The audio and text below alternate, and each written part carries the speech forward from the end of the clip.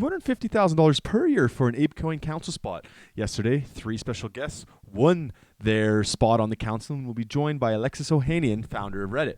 No lack of drama in this finalized vote, though. How will this affect the community, and what kind of drama happened? What the community even do? How did they react? Let's dive into this and see what happened over the last couple hours. Before we get into exactly what happens, let's maybe just talk quickly about what the Bored Ape ecosystem is like, right? So we're going to do a little bit of learning just to show you what's in there because it's quite complicated. Obviously, everybody's familiar with these. These are Bored Apes. These are the mutants, so these were spawned from the Bored Apes with a mutant serum.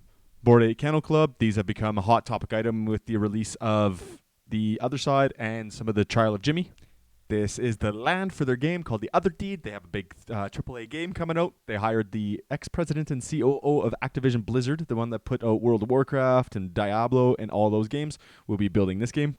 The little lesser known NFT section here is Meebit. These are also owned by Yuga Labs. And even some of these, which are my favorite, I think, are the CryptoPunks. These are the OG ones, worth a lot of money.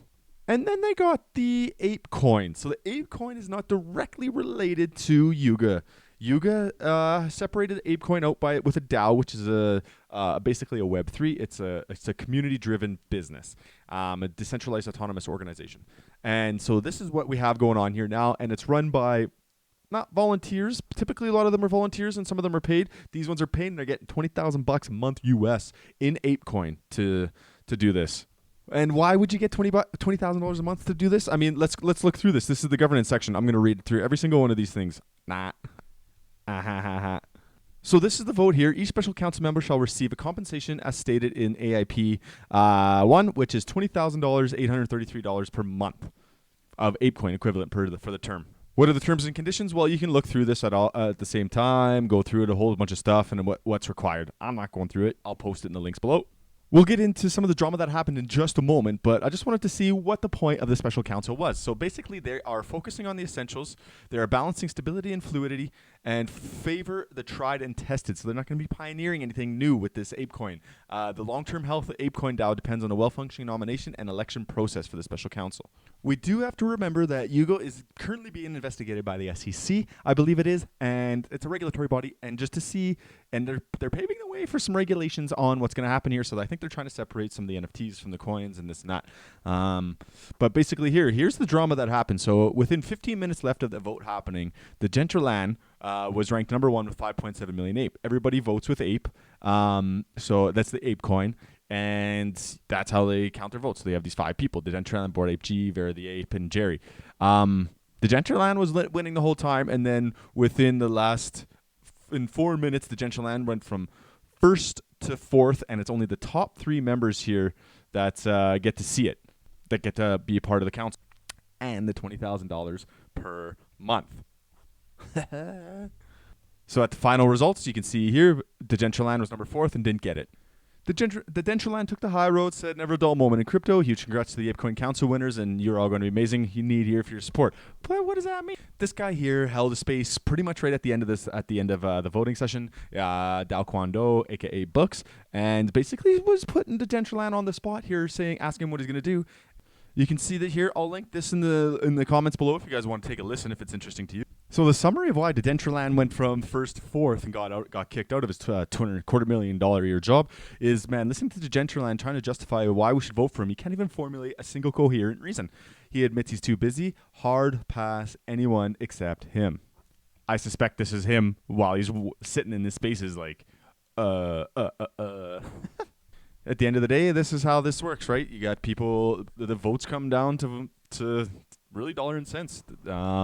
The community spoke, and that's just how she works. And how did the community react? Well, let's take a look at it. FFV here. He's a big-time ape, I don't know what you want to say, connoisseur or enthusiast. He almost lost face in the Ape DAO, but the community won last night. Thank you, Doug, these guys, for a legendary and very informative space. And these guys are the ones that won. So you can see some of these guys. Father of 3, vote for Jerry. This is this guy. Lots of speculation. Jerry pointed this out, that the Decentraland didn't have a lot of, he's being placed. He had so few people voting for him, but, you know, it's people who hold the ape. It's just how she goes. You can see the Decentraland here. This is the amount of people that voted for him. Of course, people were making I voted for whoever kind of images. This is Vera the Ape, so she's the one that also won a spot on there. And this is Bored Ape G. He has such a good Bored Ape. Look at that thing. What a beaut. He also has a good thread here. If you want to look at this, I can post his stuff in below as well about what it means to be on there on the Ape Council. So what does this mean for your Bored Ape price? Your Ape Coin. Your Bored Ape's kind of separate from this, but I mean Ape Coin. So if you look at this, like you got to start reading. So you're gonna do a lot of this. You go into proposals, and you can see all the snapshots. So the snapshots are how the ecosystem is ran, right? So people vote on a snapshot, and it's basically a set of rules, a proposal that comes with a bunch of different terms, and you can see all these different ones that have been voted on. Some people are against them. So token gated social network for the Yuga community, people voted against. They didn't want to use your ape to vote. That's how it is. Anybody can put a proposal up, I believe. There is a bunch of different rules for the DAOs, but that's how it is. So what it is make sure you have to keep track of what's going on in these proposals, and that kind of dictates the future of the chain. And with that, we're going to jump into the crypto market summary. If you're enjoying this content, hit that subscribe button. Really appreciate it. Crypto market summary, where we just keep track of a little bit of the metrics going on here. It's a quick 2-3 minute video. Little bit dull, but it does go through NFT floor prices, shitcoin volumes, and a couple other little things. So stay tuned. So here we go. We're looking at the total coin market cap to cryptocurrency market cap. It's pretty much the same as before, $830 billion. Seeing Solana just humble. It's going to be under $9 soon. We did a video on that. I can post that above. Everything's flat there. So shitcoins, looking like shitcoins. We got there's a lot of money being thrown around in shitcoins there yesterday. So definitely in the BNB chain, $6.6 million. Pretty big transactions per dollars per transactions. And again, with the NFT marketplace we see here, right on this guy, we're looking at like Blur is here. It's so tough to point it out. Blur, we're at $25 million. We're at $45 million. The bull run continues. The big question here is, once the Blur season 3 airdropping is complete in January, which is going to issue a bunch of Blur tokens, I would expecting everyone to just obviously sell those right out and the price to drop, and then all of this potential farming volume to dissipate.